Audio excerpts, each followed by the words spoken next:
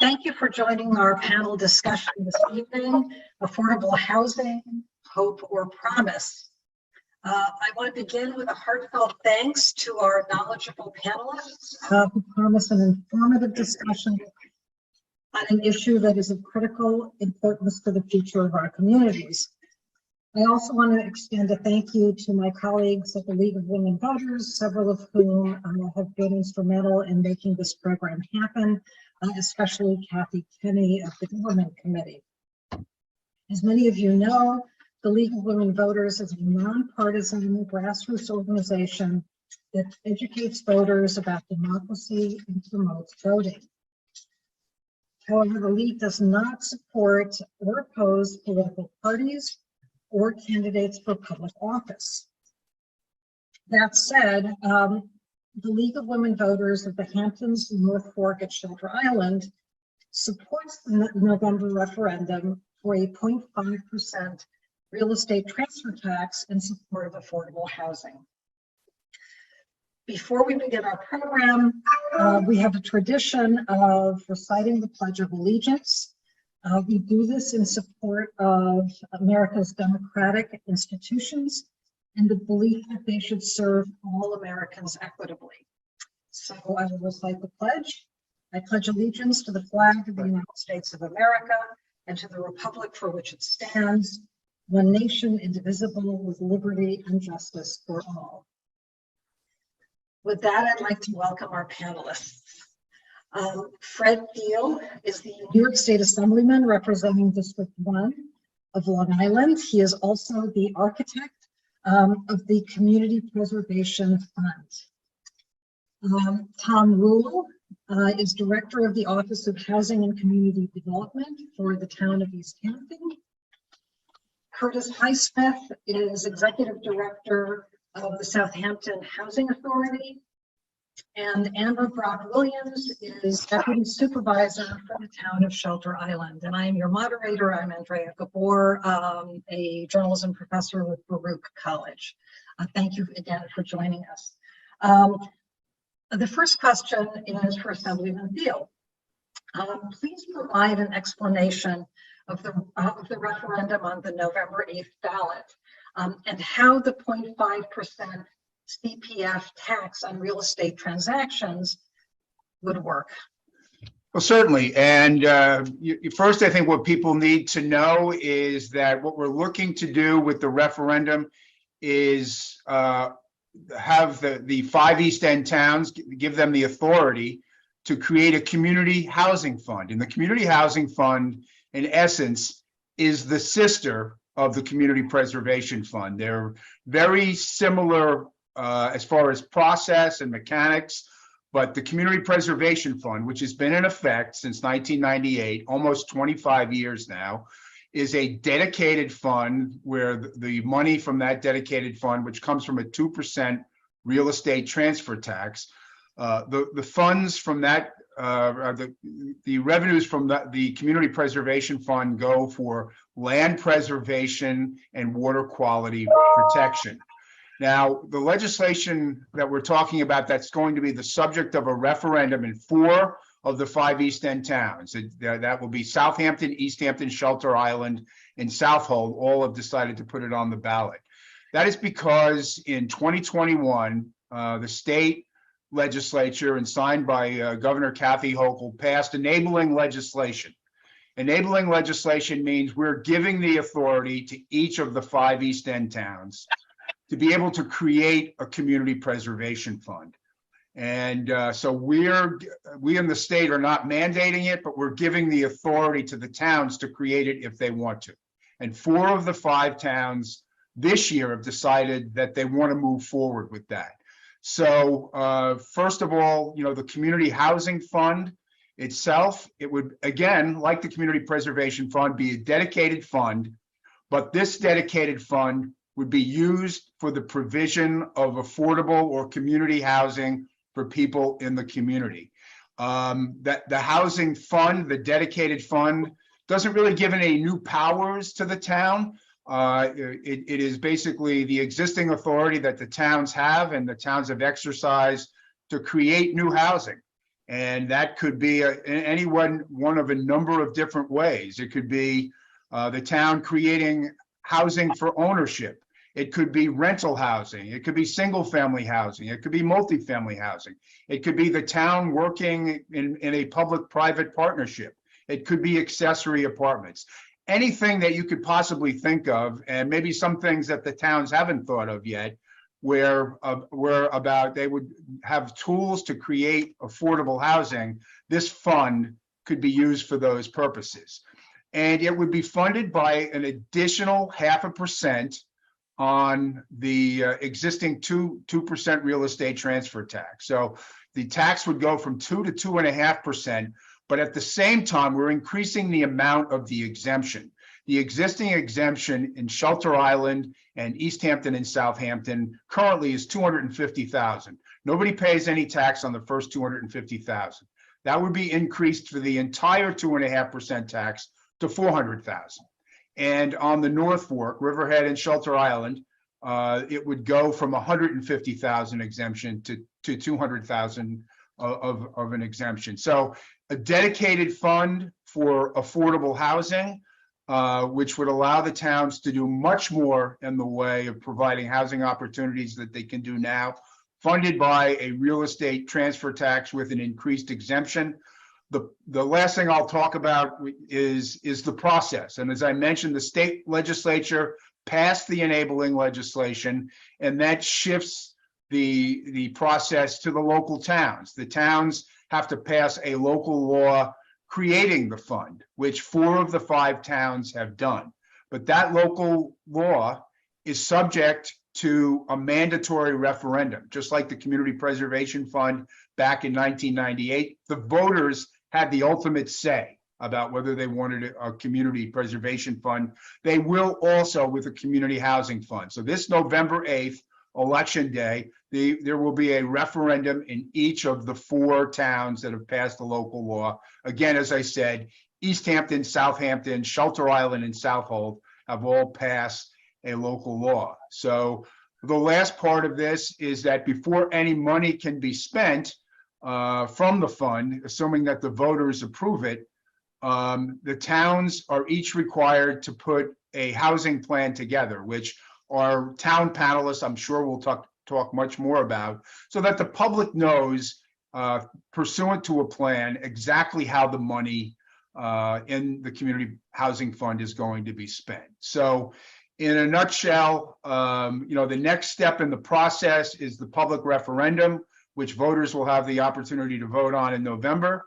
And if it's approved, then there will be new funding available for all of the towns to increase opportunities for housing for those that are residents on the East End. Great, thank you. Just a quick follow-up. Riverhead is the one town that is not going to have this on the ballot in November, correct? That is correct, and probably what I should point out is that because they've decided not to move ahead yet this November, doesn't mean that they can't in the future.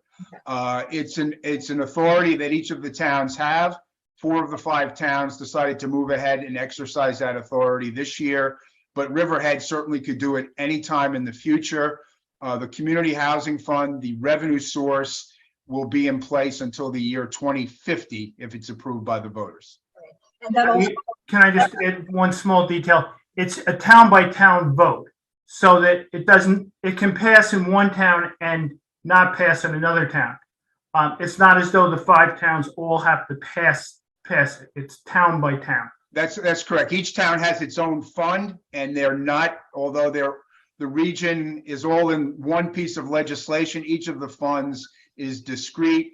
And if it passes in East Hampton and it doesn't pass in Southampton, for example, East Hampton would still have the fund. So each town has its own discrete fund and its own discrete authority to enact a fund. Right, thank you. And should a town not pass the ballot measure, then in the next election cycle, theoretically, they could put it on the ballot again, right? Yeah, it's the way the law is written is that if it didn't pass in a particular town this year, The town certainly would have the opportunity to come back at another time in the future if they felt that circumstances or conditions had changed that might warrant another vote. Okay, thank you. Chris and Tom, since both East Hampton and Southampton have built a fair amount of affordable housing already, I'd like to ask you to briefly describe the kind of housing you've built so far, whether it's mostly rental or owner occupied, a combination, apartments, houses, whatever, and what key lessons have you learned in the process? I can start first. East Hampton's been in the affordable housing business, for want of a better term, not counting the trustees' early allotments back in the 1600s, since the early 1980s. And we have built single-family homes, Whalebone Woods, Green Hollow. We did a cooperative with New York State, helped the residents of a trailer park buy the trailer park. And it was cooperative ownership. We just built a condominium, townhouses for sale. The town, some nonprofits working with the town and the town's housing authority, which is a separate legal entity, have built a number of apartment complexes and have for rental. The town owns a house which it rents. We buy back houses previously constructed under an affordable housing program and resell them. So we have we have legislation for apartments and single family residences. If you go way back, we got an old air base in Montauk and converted that to affordable housing, the offices, quarters. So we've got a long history of doing just about everything. The one thing we've learned a lot along the way. I like to view every project as a learning experience. Originally, there was complaints, the town was building a slum or something. So the recapture provisions were, they weren't as strict as they were. And it turned out that now we had houses that we had sold for $80,000 back in the 80s are now appraising for and selling for over $1 million. So when we started out with a percentage recapture on those houses, we have now converted to 99-year land leases when we do sales. The other thing is, in some cases, people felt like, well, people could get into rental housing and then they would get into ownership.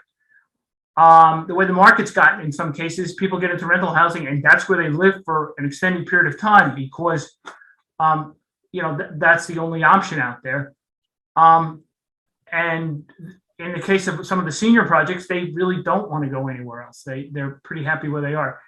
And of course, on minor details, it's an ever-evolving process. We've looked to the other East End towns. We've looked to Aspen and Nantucket and places like that for ideas. So everything's a continuous learning cycle. It's one advantage is that Southampton and East Hampton in particular have a history of building affordable housing.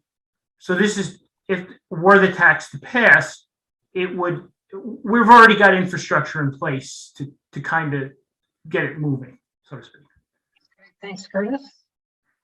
Well, Southampton, we're kind of really beginning the trend of creation of more affordable housing here in the East End. Prior to 2014, the majority of the homes of affordable housing that was created were due to the provision that required certain subdivisions and apartment complexes to have 10% affordable in their community. So units were built and created within the confines of a market base, so market rate complex.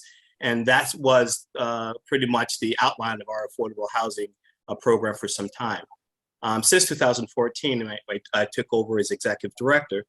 We've built 20 single family homes for first-time home buyers. We've built a 38 unit complex at Spionk and a 28 in Sandy Hollow with a private developer. We also purchase and manage a 37 unit senior complex, which is 100% affordable. We are working right now with 6 lots with Habitat for Humanity for first-time home buyers. We have a 2.2 acre lot, which we're going to be creating a 6 lot subdivision for first-time home buyers. we have a number of single-family homes right now, about 16 units of single-family homes that we're looking to develop and build over the next 3 years, whether it be with in collaboration with whether it be Habitat along our housing partnership or solely individually as our own agency. So we actually have a lot on our plate, and what I've learned in the process is the misconception of everyone's knowledge of affordable housing.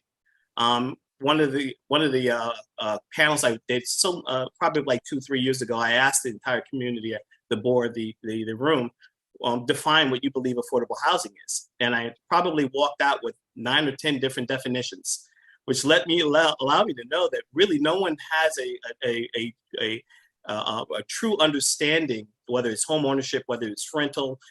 Is there a dollar amount? It's based on income. Is it a location or an area? What is affordable housing? So I think we have an opportunity, not only with the opportunity with lending and the funding availability, but also to teach our community a little bit more about the creation of, the development of, and the existence of affordable housing, and that it is possible in the Hamptons. I was told it was an oxymoron to build something affordable housing in the Hamptons. We've shown this by demonstration that that's actually a possibility, and we're looking forward to continuing to move forward further. Great, thank you. Amber, the town of Shelter Island recently posted a summary of some surveys and open houses on its website relating to affordable housing. What are the key conclusions and feedback that you've gotten so far? And what is the status of the community housing plan for Shelter Island? For example, are you still going forward with a public hearing on October 11th? Yes, today at our town board work session, the consultants came in today and gave us a summary of the housing plan elements and recommendations. And by September 23rd, the plan itself will be completed and made available on our town website. And we're going to schedule a public hearing on October 11th. So the public will have 2.5 weeks or so to read through the plan, give us feedback at that public hearing. And then the final adoption of the plan will be dependent upon what kind of feedback that we get and how we can incorporate it into the final document. As stated previously, the referendum on the November ballot is just for the transfer tax and the imposition of the transfer tax. It's not on the housing plan itself. Before any funds can be expended from our housing plan, of course, we have to, from our fund, we have to have the housing plan in place. So it's all coming together, and we want to have as much information out there as possible by the October 11th public hearing. And the recommendations that came out in the presentation that was given today is that in the short term, one of our focuses should be on increasing affordable rental housing stock. So that surprised us a little bit because there's always been the debate. Do we want to do for sale development? Do we want to do rental development? And the clear message was rentals. So that'll be our primary focus. And the recommendations are to approach it in a couple of different ways. One would be building on town-owned land, which would keep it affordable. And the other focus is on increasing accessory dwelling units. And some of that will entail legislation, rewriting some things in the code, educating homeowners on how to go about adding an affordable dwelling unit to their property if they're so inclined, and what the rules and regulations would be with respect to renting those units out and how they would stay in the affordable housing market. In addition to that, another short-term focus is on the best way to manage community housing. Unlike East Hampton and Southampton, we do not have a housing authority. We do not have the in-house expertise in order to administer and manage affordable housing. So we have to focus on how we can get that kind of expertise. And I think initially that's either going to be maybe through an intermunicipal agreement with another town that has a housing authority, whereby we would share resources and reimburse another town for those that expertise that would be borrowing, or working with a not-for-profit that is in the in the business of doing affordable housing. So we have to focus on those two things initially, how to increase our rental stock and how to manage the housing itself. They also suggested some ongoing strategies, some midterm goals and long-term goals. But since this forum is for all of the East End, I won't get into all of the details about our plan. It is going to be, the presentation from today was not on our town website when I checked just before joining the Zoom, but by tomorrow morning it will be, and it'll be on the committee's page for the Community Housing Fund Advisory Board. When we get the draft of the final plan, I will make sure that that gets posted on the front page of the town website so that everybody can find it easily and start to read it and give us feedback. So that's where Shelter Island is. Great, thank you. And just to clarify for the Shelter Islanders who might be watching, the feedback you've gotten, it is really somewhat limited so far, and you haven't had public hearings yet. So this focus on rental housing might conceivably change? It could. I mean, we've had, there's been a number of ways that we've been gathering input. We've had public forums, a couple in the summertime. There's also an advocacy group that's had some informational meetings that most members of the Community Housing Board, as well as the Community Housing Fund Advisory Board, have attended. There's also been a lot of work that's been, well, we had a survey as well. And then also the Community Housing Board has spent a lot of time, and thank you to East Hampton and Southampton, especially Tom and Curtis, going around and understanding how they have accomplished affordable housing and what the pitfalls are. So that's all come together to inform how we think we need to move forward. Great, thank you. So really a question for everyone, perhaps starting with Fred. How do you define, and Curtis touched on this a little bit, how do you define the need out there for affordable housing in terms of income levels, in terms of demographics? Are we talking about worker housing, senior housing, a combination, something different? Yeah, I can start with that. And, first, I will start by passing the buck on some of the stuff to the towns. And that is, they have done extensive studies, and the county has done studies about need for housing and all of that. I'll focus on two aspects of it, though. And that is, if there's one thing that I think everybody agrees on, is that there is a desperate, critical need for affordable housing. And perhaps some of the other panelists can talk about numbers and surveys and all of that. But, from my perspective, having grown up and lived in Sag Harbor all my life, and, what we are all seeing is that almost every problem that we face on the east end of Long Island, one way or another, gets back to affordable housing. Too much traffic on the roads in the morning heading east, it's because people can't afford to live here. They live further to the west where it's less expensive to live, and they have to drive to their jobs because their jobs are here on the east end, but they can't afford to live here. Talk to the local volunteer fire department or the local ambulance corps. They will tell you that they're having difficulty recruiting and retaining people for their volunteer services.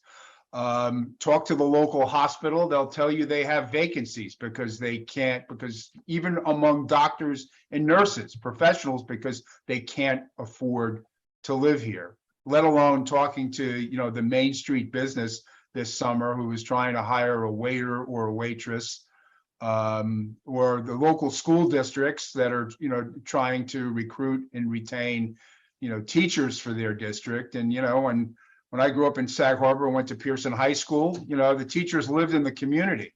And that was a vital part of the school community, is having your teachers in the community.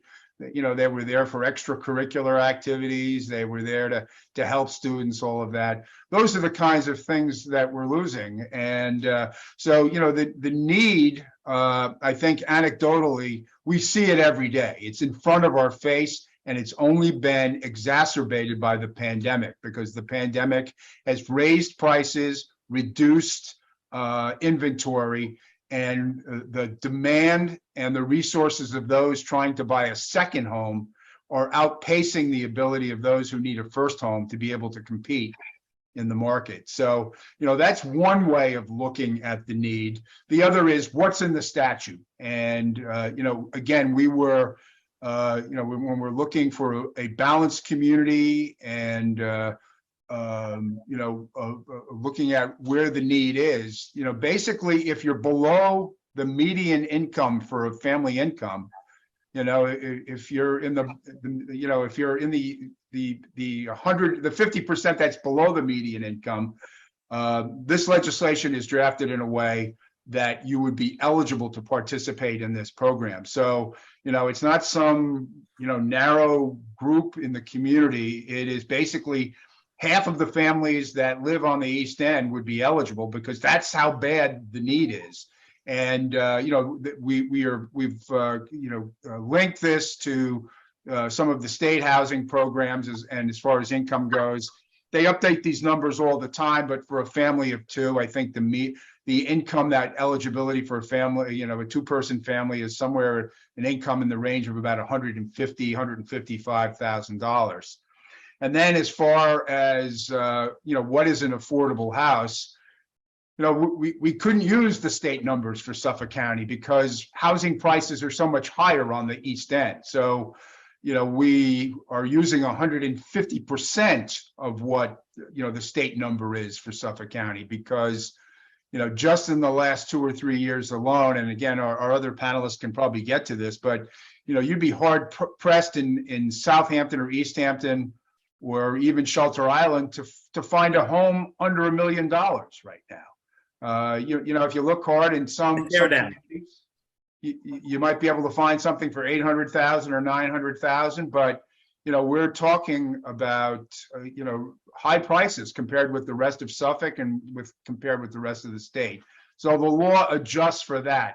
It has to reflect what our market is and what new homeowners and renters are facing, when they're trying to get housing. So that's how we dealt with it, kind of, the numbers of it.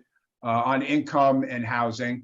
But, again, when you look at need, it's in front of our faces every day, whether it's traffic or the ambulance company or the hospital or the school or the Main Street business.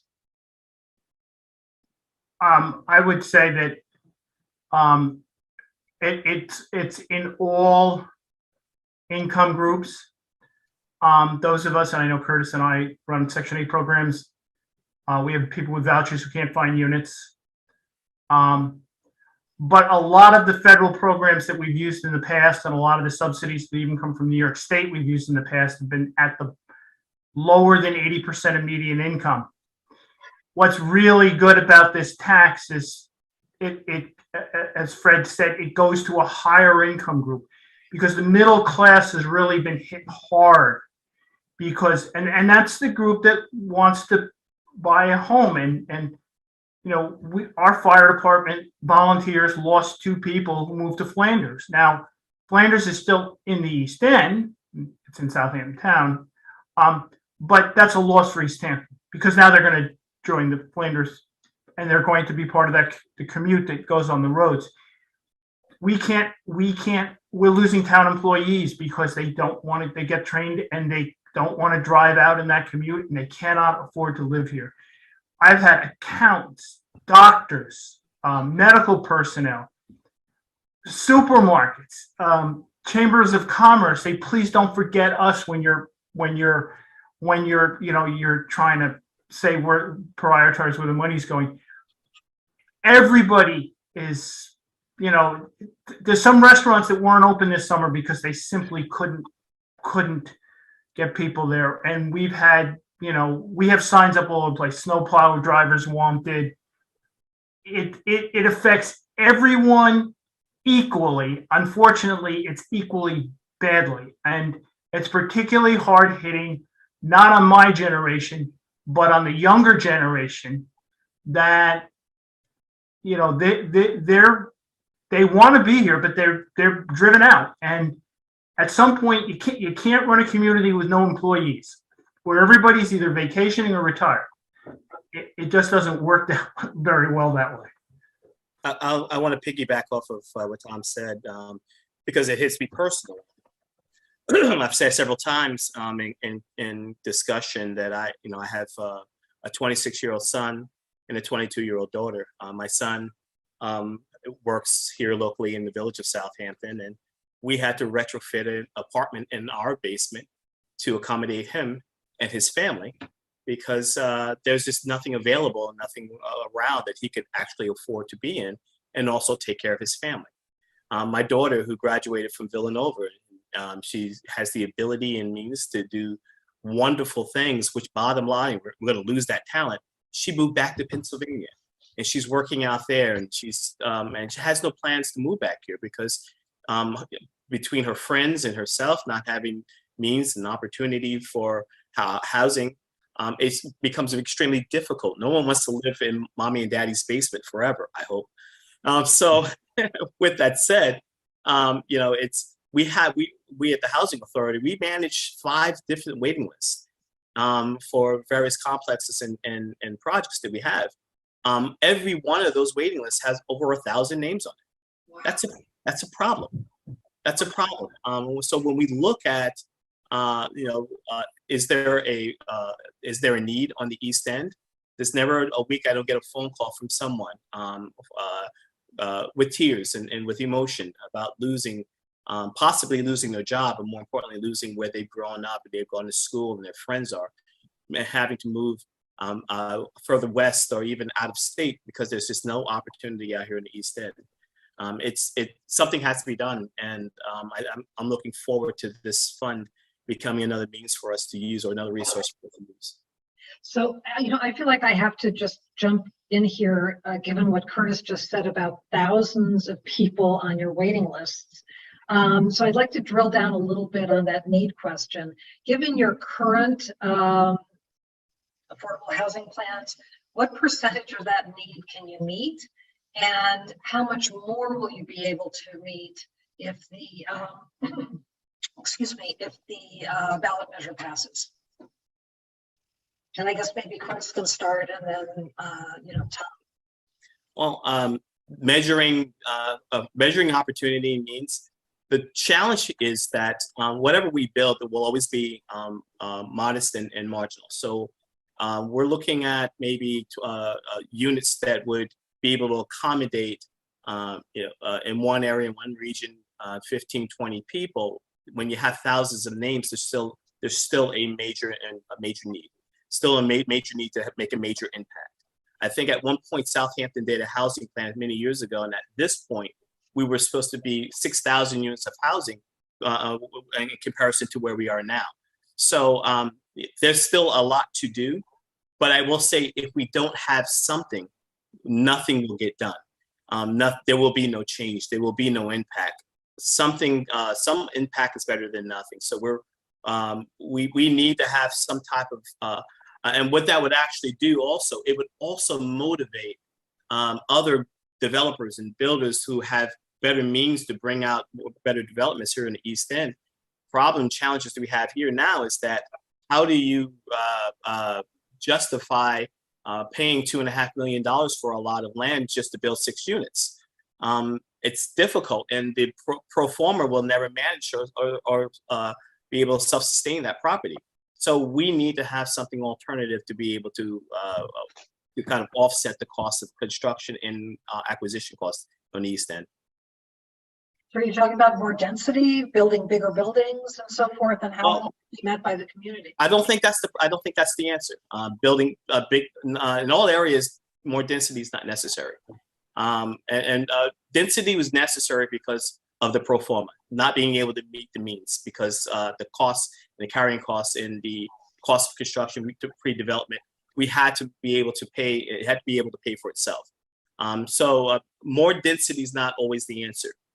Having this alternative financing actually reduces density in certain areas because you'll be able to provide the means to offset the cost, whether it be acquisition, offset the construction costs, which have tripled. I'm sure everyone in the construction market will tell you the cost of construction is just out of control now. So it's more difficult to even be able to produce housing. All of our projects right now had to be rebudgeted because we're way out of our numbers right now trying to get something done. Well, I'm gonna hedge my answer by giving some of the money we're hoping to use to just retain housing we currently have that gets converted up, either single-family homes, if we can encourage people to, well, if we can use the down payment assistance to help buy existing single-family homes that now become nothing more than tear down targets. I'll buy this nice small house. I use my neighbor as an example. A police officer sold a house for about 500 and something thousand right before the pandemic, and now his house is gone, and it's a six bedroom house that's worth about 2.75 after they put a new house there and a new pool. So in some cases, we're just trying to retain stuff that's currently functioning as affordable. Motels that get up converted, they used to be affordable housing. Now they're boutique houses, or stuff that's Airbnb that would be really nice if it got back, and if we could buy it and get it back in the market, or somehow get it back into the rental market. We also, though, that's not the only thing that's going to work. Just like accessory apartments isn't the only thing that's going to work. They say we need 2,000 units. Now that's a number from Koppelman's studies about 10 years ago. Everybody seems to think that's about the same. I mean, what are we going to do? I don't know. I mean, we've done 500 and, well, close to 650 in the last 30 years. We could, with the thing passing, we could easily do that again. But it's not going to be, the thing is, there's no single bullet. The single, and I think Curtis touched on this, the single most cost efficient way to build affordable housing is to build a giant skyscraper. But that has no place in the East End, and I don't think anyone wants that. So what we're building is a little bit more inefficient because it's less density, less massive density, and more spread out, and more, so it costs more. So this tax will counterintuitively probably get better, less dense affordable housing spread out all over the community, and in all kinds of different forms, whether it's, I always say, you take any village on the South Fork, or even someplace on North Fork, there's a building where you'd say it'd be better if it had an apartment on the top of it. Because right now it's not architecturally all that exciting. And if you put a second story affordable apartment on that and somehow encourage that to happen, you'd have a nicer building, and you'd have an apartment in a commercial district. So there's no single bullet answer, like this will solve the problem. But I think it's all kinds of different things.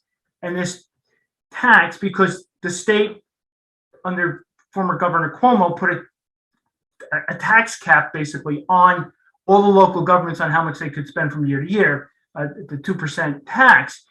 So that kind of straitjacketed the local governments. So this will give a continuous, regular funding source. And we're certainly not going to go out and figure out a way to build 500 units in 2 years. It's not going to, but over time, this will start to chip away at the problem. And it also rightfully creates hope, because instead of thinking, well, I'm leaving town because I got no chance of ever living here, if there's a continuous program generating housing that's recycled with recapture provisions into the program, then it will be self-sustaining over time, like it was 200 years ago when somebody would pass away or would move in with their relatives, and the house would stay in the family, and it would go from generation to generation to generation. Now everyone's cashing out and going to South Carolina or going to Florida, and those are becoming second homes, or investment properties or Airbnbs. They're lost to that recycling effect that happens in the community. We're trying to bring, hopefully by investing, we can start recycling the smaller houses that are now tear down fodder. And if you really get creative, you can tie some of the clean water money to upgrading the septic systems at the same time. So now you're accomplishing two public purposes: creating affordable housing and cleaning up the groundwater, or the harbors, and keeping the character of the community somewhat more than just every single house is a maximized square footage house that's changes neighborhoods. And historically, if we really go back, I mean, other hat I used to wear, I used to be chair of the ARB for Southampton Village for 13 years. Most of the homes in some of those historic villages and communities, they used to be multifamily homes. They used to be 2-3 family homes that were purchased by a single occupant and decided to convert them into single family homes. So this may be an opportunity to not necessarily add or do something foreign to a community, but bring back, kind of the vernacular of a village style home where there were multifamily. I was never a fan of building a big old home and putting it behind a hedge. It's always extremely proud of homes that were proud of their vernacular, their streetscape, their ability to be a part of the community. And so I think that possibility of creating the accessory apartment, and maybe even multifamily, maybe a means by which, from a legislation standpoint, we can also utilize this funding. Right. Thank you. Curtis and Tom, could you describe a little bit the role of the transfer of development, the role that transfer of development rights have played in Southampton and East Hampton in terms of your affordable housing strategy? Well, we transfer development rights to meet the Suffolk County Department of Health Services sewage flow rate regulations.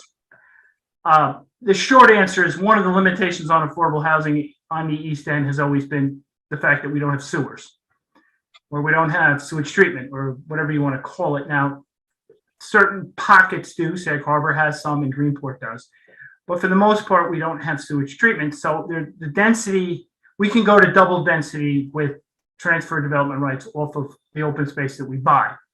I would imagine we're all going to evolve towards sewage treatment, either these innovative alternatives, which are the nitrogen systems, or the last housing authority project in East Hampton has full sewage treatment. And that's something that would be enabled. The clean water legislation includes provisions preventing it from being used for affordable housing purposes. It was not designed to increase density. It was designed to clean up the existing density.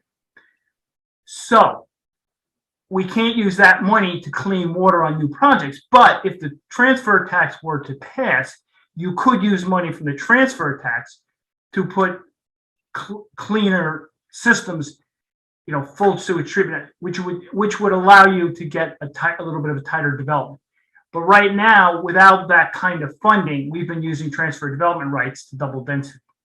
Well, first, for those who don't know what transfer development rights are, because it's not a common term that individuals use, every parcel of land, based on what you're proposing, has a calculated daily consumption in terms of septic on that parcel of land.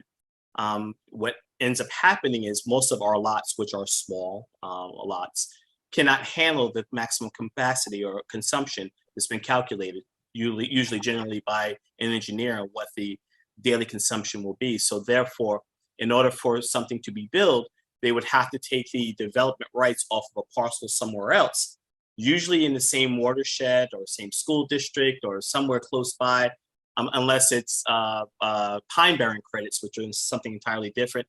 I don't want to get into, because we can go all day long talking about credits.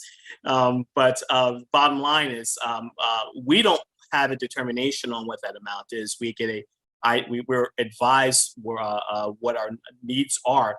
The challenge is finding where the receptive lot will be for the land on the lot that we're looking for. So we're, a lot of the property that has been land banked doesn't necessarily allow us or have the ability for us to transfer those rights onto the lots that we're proposed that we're looking to build.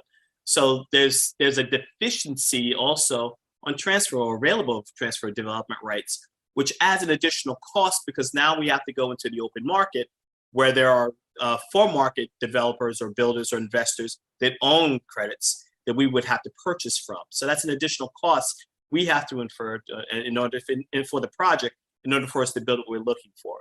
So, development and pre-development are another means by which we need funding on not only just construction costs, but there's a lot that goes into pre-development before we get to a point of even constructing anything that we have to take into consideration for our funding.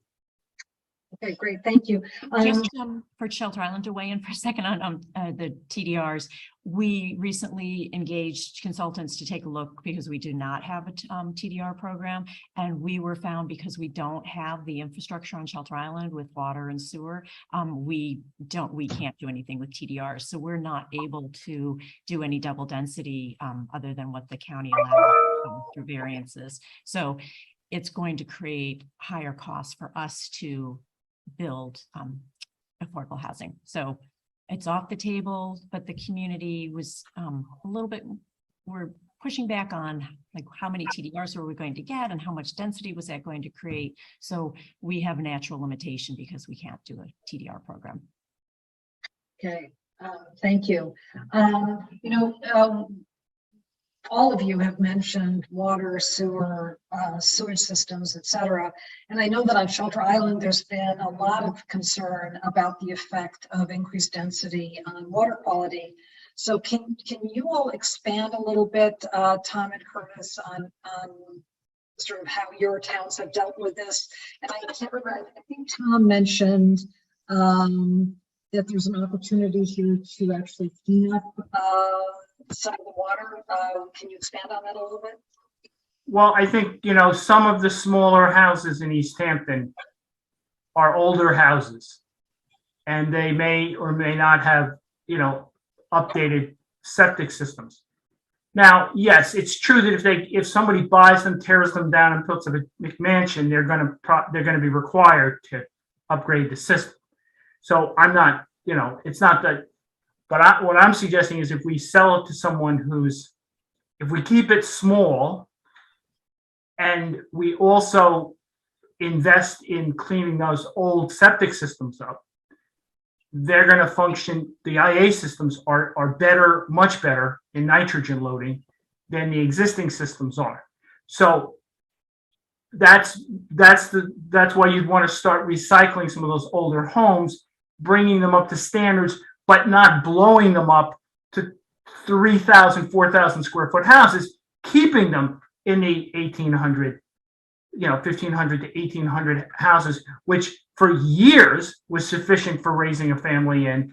And like Curtis had mentioned, around Sag Harbor Village was one of those places where there were a lot of multifamily houses that were in the big old houses that got reconverted into single family mansions after Sag Harbor became extremely popular. But it's trying to take some of those small, denser areas that are naturally were affordable, but that now have been, even those values have blown out. The lanes in Amagansett, East Hampton Village, parts of Montauk that used to be reasonably affordable, where I live, for example, they're small lots. So those small lots are, with septic systems built by Carl Fisher in the 1920s, some of them need to be upgraded, and we'd like to, try to upgrade them and simultaneously keep them affordable. I mean, and that's what we could do using the clean water money, our infrastructure money, and some other stuff. The thing I'd mentioned about, just as a distinction between Shelter Island and East Hampton, we have public water. We're part of the Suffolk County Water Authority water system. That gives us a big advantage because that's the other half of the equation for the health department. It's both, are you cleaning your sewage and do you have potable water? Do you have enough water?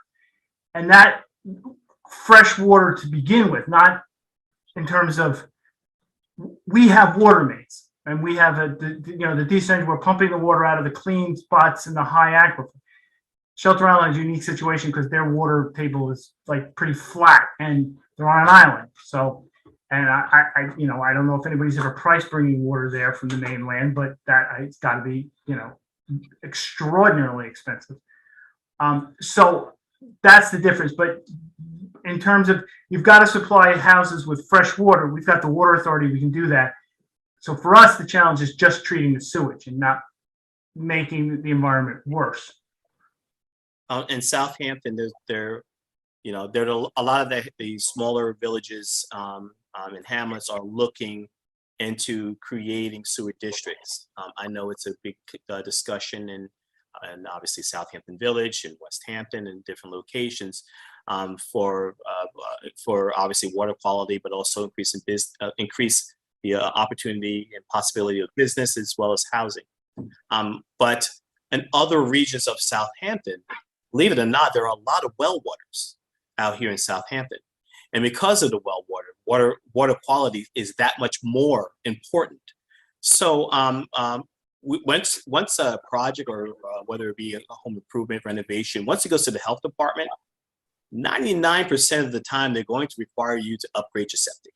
You know, every project that we've submitted, even for improvement, once we went to health department, one of the requirements was that we would have to upgrade to one of the, you know, not to advertise any specific unit, but you know, one of the many nitrate processing units. So, which is not a bad thing. There are a number of different grant opportunities through the counties. Southampton itself has its own through the CPF fund. So there are means by which they could offset the costs of the mini systems. You just have to do some research to determine where you could find additional funding. So I'm definitely a support of any initiative that increases and improves on water quality. We ourselves here where I live, we have well water, and I probably have 6 or 7 different filtration systems in my house that I'm checking on every 6 months. But that's just kind of sort of the norm for us here. Yeah, I think it shows, you know, the kinds of things that the local towns and villages have to balance. I mean, you know, you can't put these things in a silo and just talk about affordable housing over here, or just talk about open space over here, or water quality over here. Yeah, you know, people want a balanced community. They want clean water. They want the community character that the East End provides for them, but they want also the opportunity to be able to buy a house where either they grew up or where they have a job.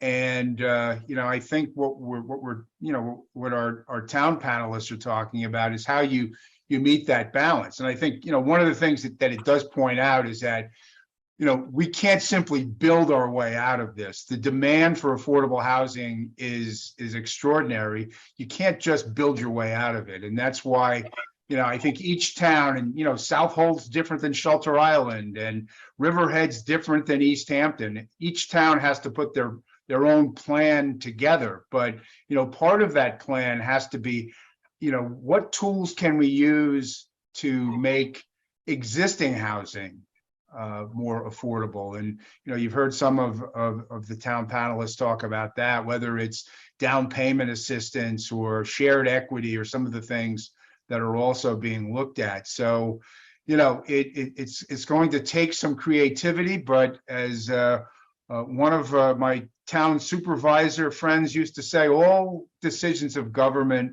relate to money. And this is not a problem that you're going to solve without having the resources to be able to solve it. You know, whether it's to deal with, you know, very old cesspools and septic systems, or, you know, the potential for maybe accessory apartments or apartments over stores. You know, we need the resources to be able to do this. You know, I kind of liken this in a way, you know, back in the 1980s, and Tom Rule will remember this, he was involved with the Coalition to Preserve Hither Woods. We wanted to protect community character, and we wanted to preserve open space and our farmland and all of that. We didn't have the resources to do it. We do a bond act, you know, we're going to do a bond act for Hither Woods. We're going to do a bond act for, you know, Barcelona Neck, or for the Long Pond Greenbelt, or Section 9 in Shelter Island. You know, and you'd scrape every dollar together to try to preserve a little bit of open space here and there.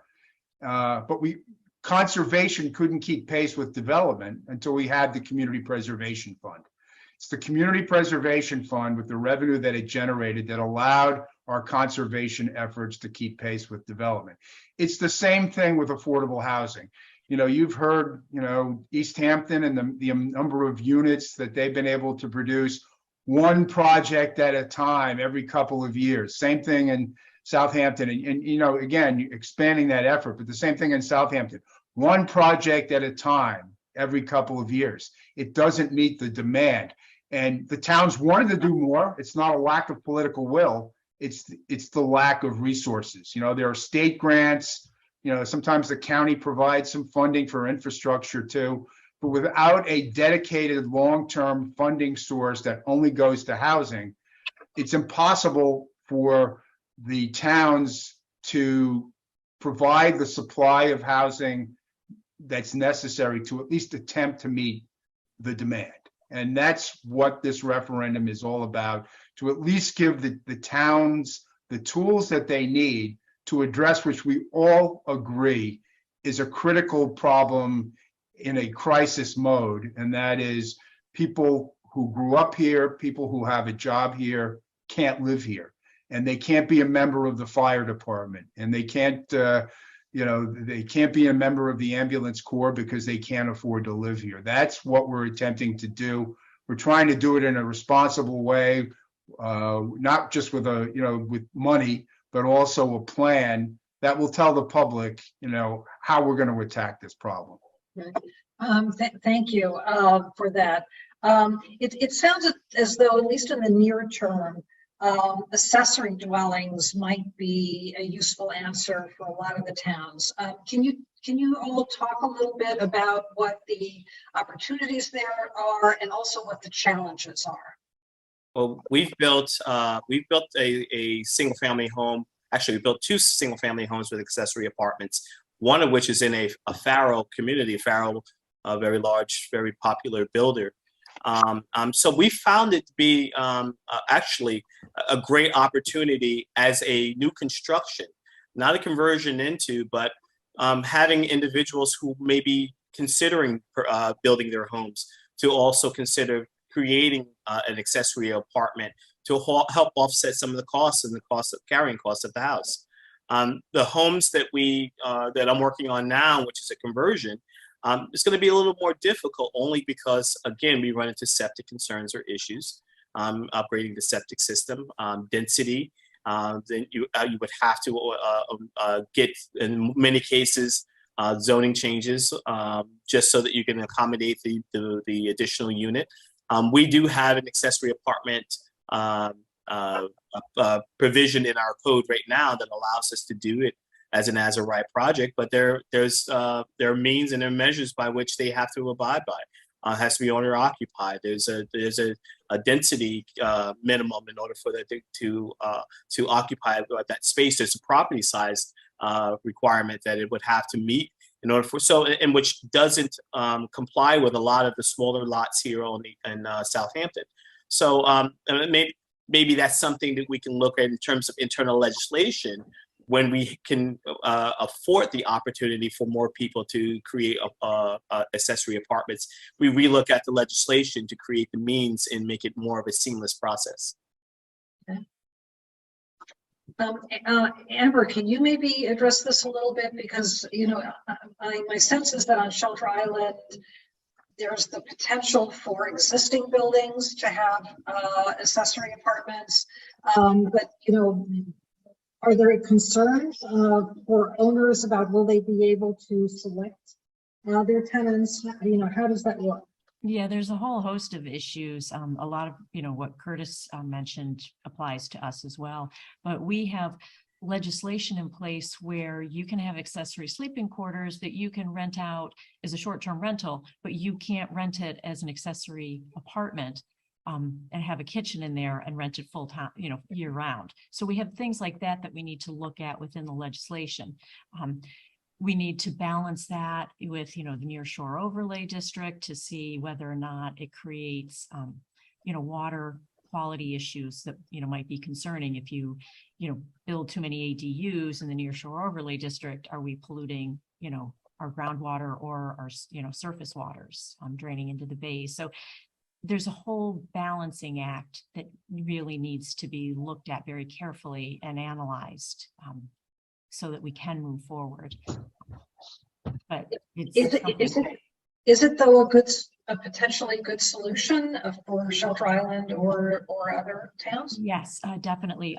We've had a couple of applications start to come before the zoning board, and then also they'll have to go before the community housing board to get community housing zoning for having an accessory dwelling unit. But, it's small, it's a small, a couple of small parcels where they need to get the zoning variance in order to have two livable units on the property. But it would help the homeowner, just have a tenant in there that they can help them pay the mortgage and, the construction costs when you're building two houses or two units as opposed to just the one house, can make it more affordable for someone, who wants to live on Shelter Island year round, sort of carry that. We know that we need to look at, what kind of lottery system would be in place for people who would be eligible to go into those units, what kind of restrictions we need to grant in order to maintain affordability so that maybe somebody gets the variance to create year-round housing, and then a few years down the road, it's no longer affordable. They've raised the rent. So we have to make sure we've got all of the right administration around what we're doing to keep it affordable in perpetuity. To some degree, it reminds me of something that happened in Colorado. Everybody was in favor of public transit because they were hoping somebody else would take the bus and they could drive their car to the ski resorts unimpeded. This is one of those things that's going to be part of the solution. It absolutely, positively has to be part of the solution, but it's never really solved the problem in anywhere with the possible exception of Berkeley. We had somebody from Martha's Vineyard come talk to us about their program, and we asked them about it, and he goes, "It doesn't work. What we need here is a transfer tax, and we've got it on the ballot because we have 30 something in our town. We built 30 units in 2 years. The housing authority did. We've gotten that number of apartments. Some people, and I'll throw myself in that group, just do not want someone else in my house renting. I mean, it's just the truth. So some people are doing fine on the open market, for want of a better term, renting without a approved unit under the radar. Some people are renting and not declaring it on their income tax, and they like to keep doing that. And so I think under the radar, there's a lot of illegal rentals, or what do you want to call them, apartments. And that is what's keeping, frankly, if we didn't have those, we probably wouldn't have a year-round population. No. But I think it's a solution.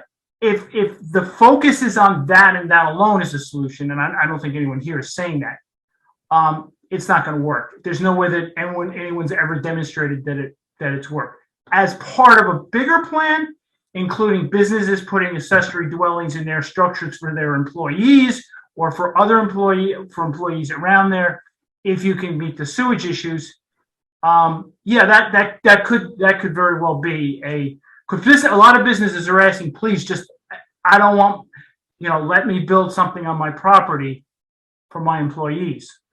Some of the businesses we have that have larger pieces of property. Thank you. Speaking, Amber mentioned lotteries.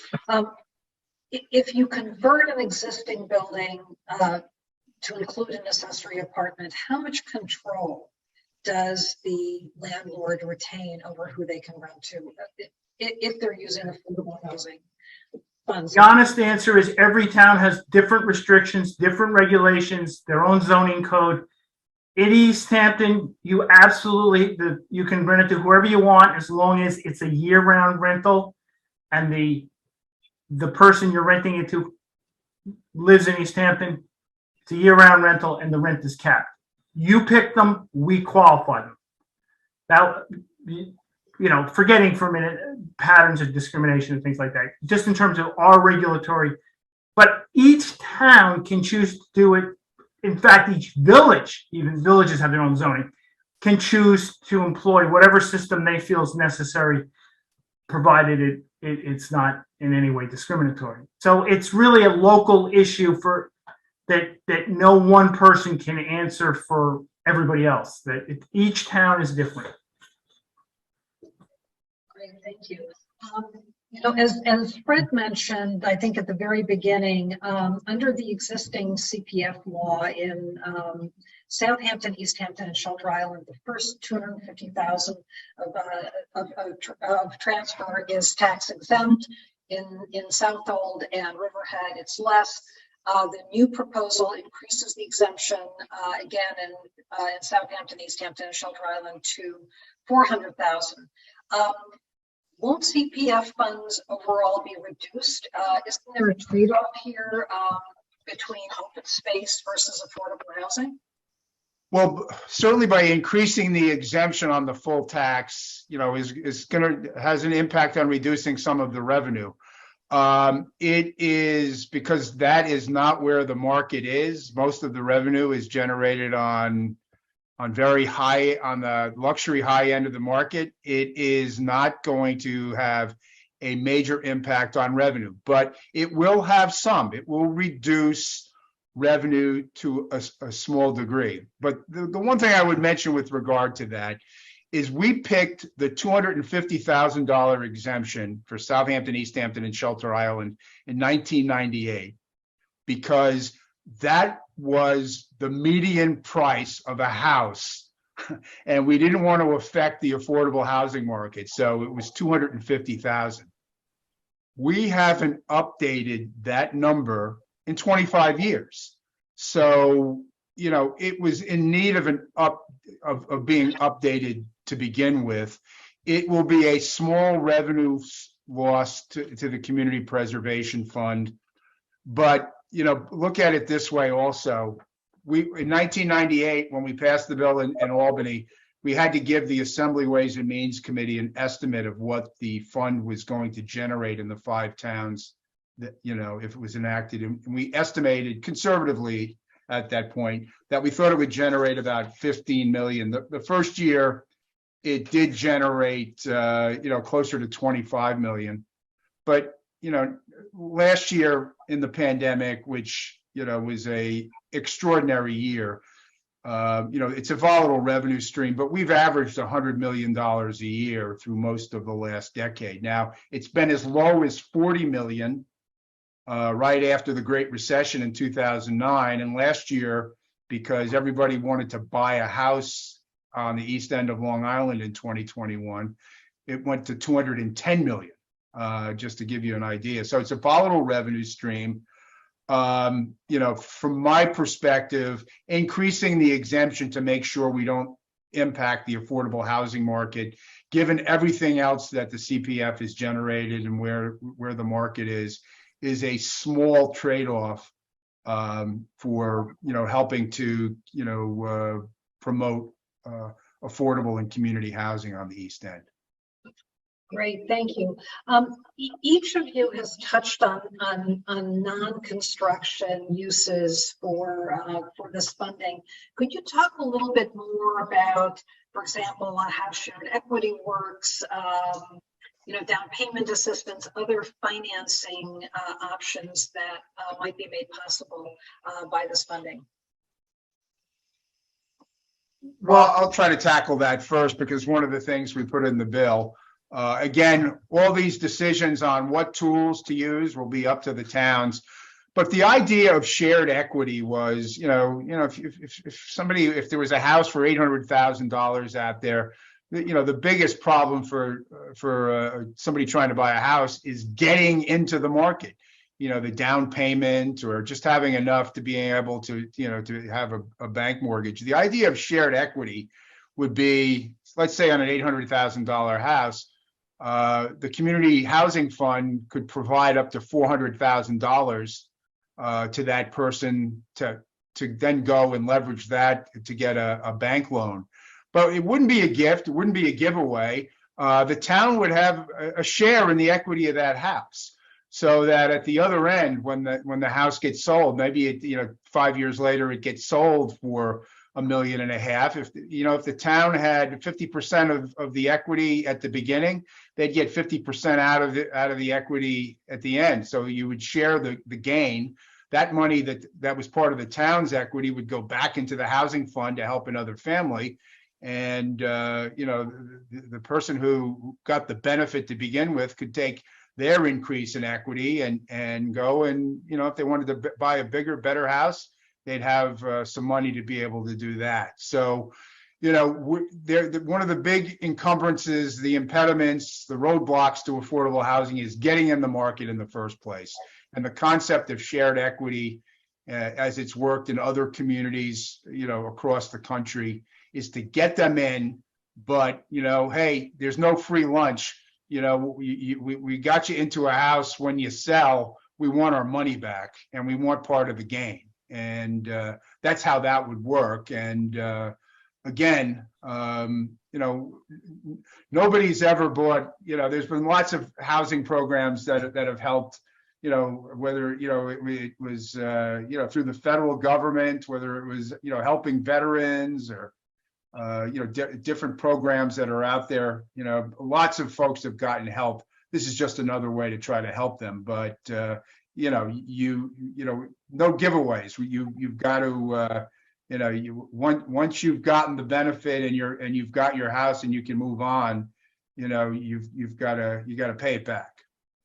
We do something similar to that here in Southampton. When I first took over, there was an affordable housing initiative out in Bridgehampton, and similar situation happened there. That happened out there, Tom. Homes that were purchased for $120,000, and now they were selling them for $1.2 million. So it seemed a little kind of an insult to the program that they weren't kept in perpetuity. So when I took over, we created, myself and Kara Back, she was the town attorney at the time, we created what's called the buyer benefit program. And what basically we do is if we have a parcel of land, and the land appraises usually at $900,000 back then, and we're selling the house for $300,000. The equity between the two would be a note and mortgage that's filed in the county as a buyer benefit note and mortgage. And in the body of that note would also be the resale provisions, gives instructions on how you would to resell that parcel. So if a person lives there for 5 years and decides after 5 years they want to sell, there's an actual provision. You give the town or our community the first right of refusal to find an applicant. You're able to find one yourself. They would have to qualify it under our means. If there were just specific measures to ensure that the parcel just doesn't get lost by the market. It also, because it's a note and mortgage in the county, it comes up in all title searches. So no one can slip it through and instantly just sell the property without having some type of reaction from your title report. That's one means by which shared equity could have been used, but down payment assistance definitely. Home improvement. A lot of people living in their homes right now, they need upkeep. They need stabilization. They need the homes to be revitalized. They need the homes to be updated. Not necessarily just for means for an accessory apartment, but also they're living and because their home is not energy efficient now, their carrying costs and their energy costs and the cost of living in that house becomes unaffordable. So there are other unaffordabilities other than the cost of the property itself, operations of the property, updating the septic, updating the windows and the doors to ensure that the house is energy efficient. That could be a means. If we sat here and we thought about the endless amount of opportunity that we can utilize funding just based on what currently exists with through the county and through the state with home funds and through state funding, they have parameters now. We can mirror that, but we also can open up the doors locally to what we currently need and what we find that are some of the essential needs for the local area.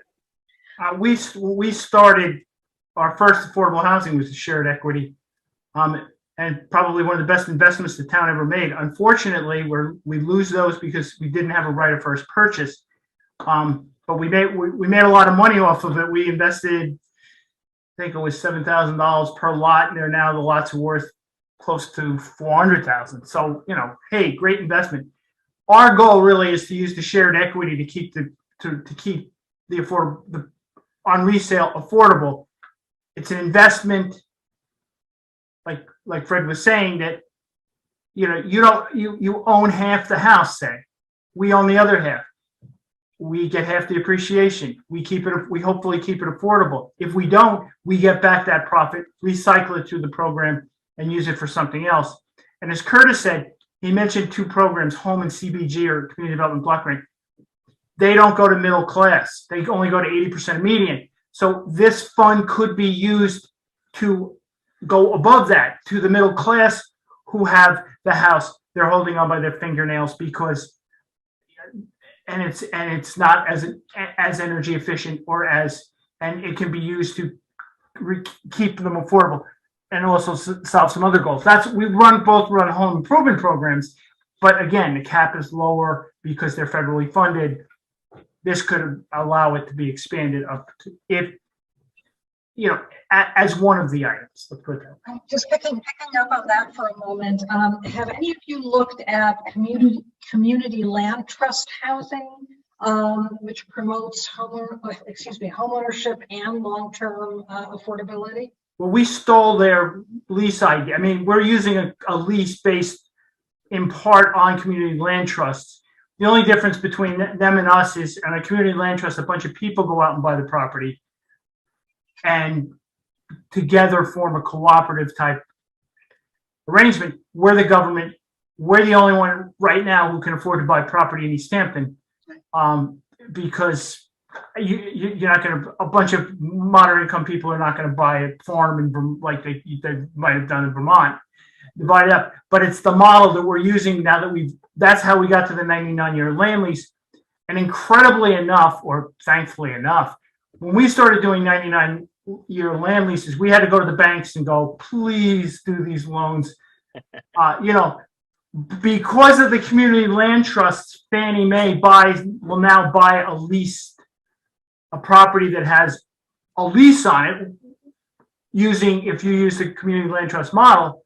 And we've actually currently negotiating with New York State Affordable Housing Corporation, Sony Mayhem, their sister agency, because they're to get them to do mortgage financing on two properties we have that 99-year land lease.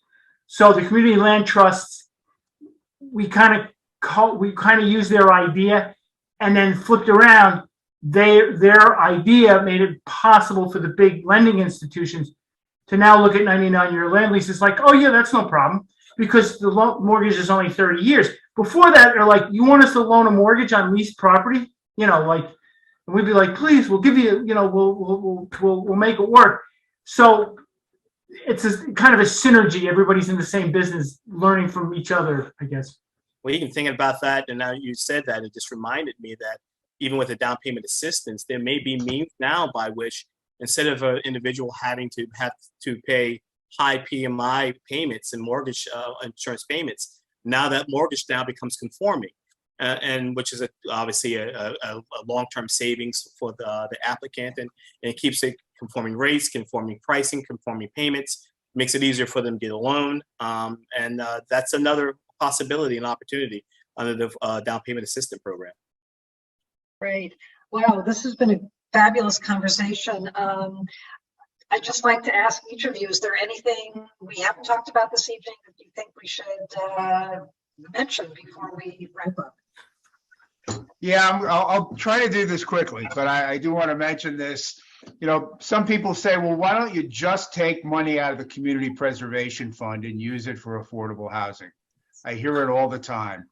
And it's a uniquely South Fork Hamptons kind of thing because of the housing market here. It's a dedicated fund. When it used to be, there would be lawsuits when people tried to take money out of open space accounts and use it for other purposes. But a couple of things. One is that none of the towns have completed their open space plans yet. And that's particularly true on the North Fork and Shelter Island, where they haven't generated the kind of money that East Hampton and Southampton have. Second, the fund is also being used for water quality now. And I can assure you that we're not even close to reversing the trends on water quality that we're trying to reverse. And there are legal reasons also. The towns took money out of the Community Preservation Fund. They bonded against that revenue, and they've got to pay those bonds off. And people that bought those bonds don't take kindly to taking the money that's pledged to those bonds and utilizing it for other purposes. It sounds like, well, just use the Community Preservation Fund. It is not a practical alternative. Housing is a discrete and distinct need. It deserves a long-term solution, not one that is based on, well, there was a couple of good years in the Community Preservation Fund, let's put it towards housing. So, I just want to get it out there that, if we thought that we could meet all of the needs for land preservation, water quality, and housing within the existing program we have now, certainly that would have been the easier thing to do. It just isn't possible. And, you really need to segregate the housing program from the environmental program. You don't want the housing advocates saying, to the environmentalists, well, we're not getting enough, or this or that. Each purpose needs its own fund, and that's what we're attempting to do here. I would just say that the need is well established. You don't need any of us to tell you that there's the need. We're utilizing a tool that we use for land preservation that we know works. One of the most successful programs in the United States when it comes to land preservation. There's no reason why it can't work for housing. The last part of the component, which of this, or that the towns, are dealing with now is, as I said, we know there's a need. We know this tool works. It's only up to the towns now, which is what they're doing, to tell people how they're going to use the money, so that people feel comfortable with the whole idea of a community housing fund. So that's kind of the three-legged stool, and we're trying to touch all of them. And November 8th is only it's less than 2 months away. I think it's a critical opportunity for people who have been lamenting the issue of housing here for decades. This is their chance to go to the polls and do something about it that will benefit, I think, generations to come, and make sure that the East End doesn't become what Tom Rule talked about in the beginning, and that is, a lot of people who vacation here and senior citizens, and nobody to be in the fire department, or to provide services, or to run the shops on Main Street. I think we're at a tipping point because of the pandemic, and this is a chance to reverse that trend and finally give people hope that there are tools available to meet the need for affordable housing. I would say that this is remind everyone, this is a buyer's tax. It's what they call it in Vermont, the welcome to Vermont tax. You like the farmers out here? Well, we're taking a little bit of money from you to preserve some of that farmland so they can be farmed on. And now we're taking a little bit to house that farmer. You like the fire department when they come when there's a crisis? Well, maybe you're paying a little bit of a fee when you come to East Hampton, or to Shelter Island, or to Southampton, or Southold, and you're contributing to our community by buying and moving there. And if you're at the $10 million house, $20 million house level, you're paying more than everyone else. But it's a buyer's tax. We're not taxing people that currently live there and contribute. We're not taxing sellers. We're taxing buyers. And it's a welcome to East Hampton, or welcome to the South Fork, or welcome to Shelter Island, or welcome to Southold tax. And you're contributing your little part in advance, and we're grateful for it. And we hopefully, if it passes, we will spend it wisely. Right. As a Shelter Islander, I just realized, I think Tom mentioned senior citizens. Shelter Island certainly has a very large senior citizen population. Can one of you or more of you say something about senior citizen housing as part of the affordable housing picture? Well, we have a 37-unit senior complex in Hampton Bays, project-based facility. And I'll say this, it's probably the number one a portion of my job that I spend a lot of time doing and dealing with. Because literally I'm preparing individuals at the latter part of their lives. And I'm the last person in some cases, in most cases, that they speak with, or they work with, or they do business with, or they communicate with. So I will say this, the need for senior housing on the East End is absolutely paramount. There's such a deficiency of opportunity overall in affordable housing, but more so for individuals who spend their entire lives in a community to now not be able to live in it. A lot of the individuals, and I said this before and I'll say it again, who last names are on the streets we drive in every single day, but now they no longer can stay in their community, in their neighborhood, in their town. So it matters. It definitely matters. So if nothing else, we have an obligation, and you know, I'm a spiritual man, and as part of my faith, I believe that we take care of our elders in the latter part of their lives. It's an important part of it, and it's also a part of what we need to do as human beings. So yes, a concentrated effort to do what we can to assist in creating more senior opportunities, senior housing, and then opportunity for recreation in the area for them to participate in. Senior centers and parks, and we work well with the Hampton Bays Senior Center, and we do our own thing. And I mean, I have a bus that pulls up to our place in the summertime and takes the seniors sometimes to Foxwood. I don't know if they win or not, as long as they win.